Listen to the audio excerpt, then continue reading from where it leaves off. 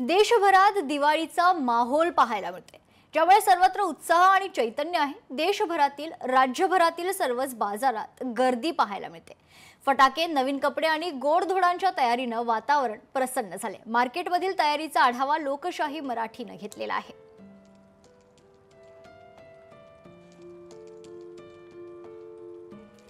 तर सर्वत्रच खरं तर बाजारपेठा ज्या आहेत दिवाळीच्या अनुषंगाने सजलेल्या आहेत। प्रचंड गर्दी ग्राहकांची यावेळी दिवाळीच्या खरेदीसाठी आपल्याला पाहायला मिळते।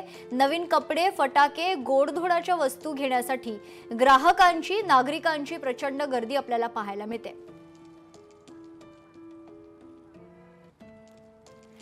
तर सर्वत्रच बाजारपेठा सजलेल्या आपल्याला पाहायला मिळतात। दादर मार्केटमधून विशेषतः लोकशाहीचे प्रतिनिधी मनीष गांगुर्डे आपल्या सोबत जोडले जात आहेत। तर मनीष, आपल्याकडे मी येते। प्रचंड अशी गर्दी दरवर्षीच दादर या मार्केटमध्ये होत असते, या बाजारात होत असते।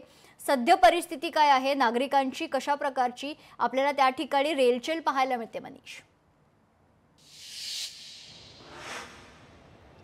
मेघना, आपण जर बघितलं तर दादर हे या संपूर्ण मुंबई सेंट्रल आणि वेस्टर्नचं मध्यवर्ती ठिकाण आहे आणि त्यामुळेच सेंट्रल लाईन असेल किंवा वेस्टर्न लाईन असेल, येथून जे येणारे जे नागरिक आहेत त्यांची संख्या मोठ्या प्रमाणात आपल्याला बघायला मिळते।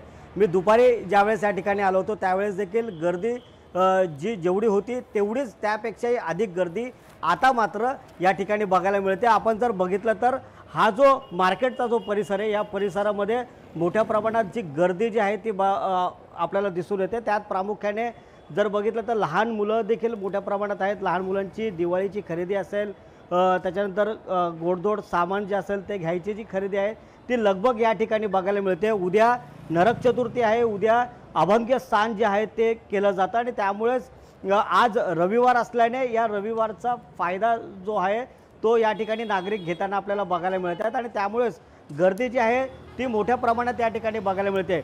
मी सध्या दादर फ्लायओव्हरवरती उभा आहे। या साईडला जे तीन जे रस्ते आहेत, मुख्य रस्ते, ते मुख्य तिन्ही रस्ते जे आहेत ते गर्दीने भरून गेलेले आहेत आणि प्रामुख्याने याचा जो फायदा जो आहे तो इथल्या स्थानिक जे दुकानदार आहेत, त्याच्यानंतर जे रस्त्यावरती ज्या आर्थिक दुकान आपलं सामान विकले जातात त्यांचा देखील या ठिकाणी फायदा मोठ्या प्रमाणात होताना आपल्याला बघायला मिळतो। पण प्रामुख्याने या गर्दीला कुठेतरी नियंत्रणात आणण्यासाठी पोलिसांचा देखील बंदोबस्त आपल्याला या ठिकाणी खाली बघायला मिळतो। त्यामुळेच दिवाळी हा जो सण आहे तो वर्षातून एकदा येतो आणि प्रामुख्याने 4 ते 5 दिवस सलग हा जो सण आहे तो साजरा केला जातो।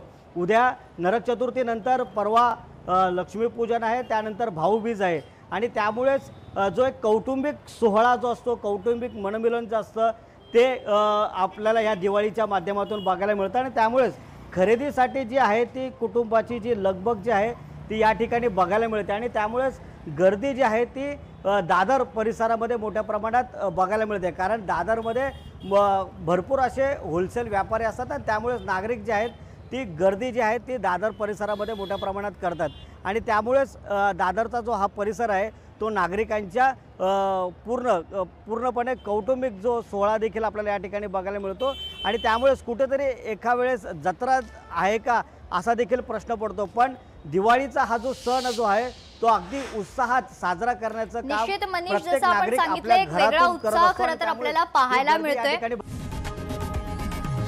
लोकशाही मराठी ऐका, पहा, जागरूक रहा।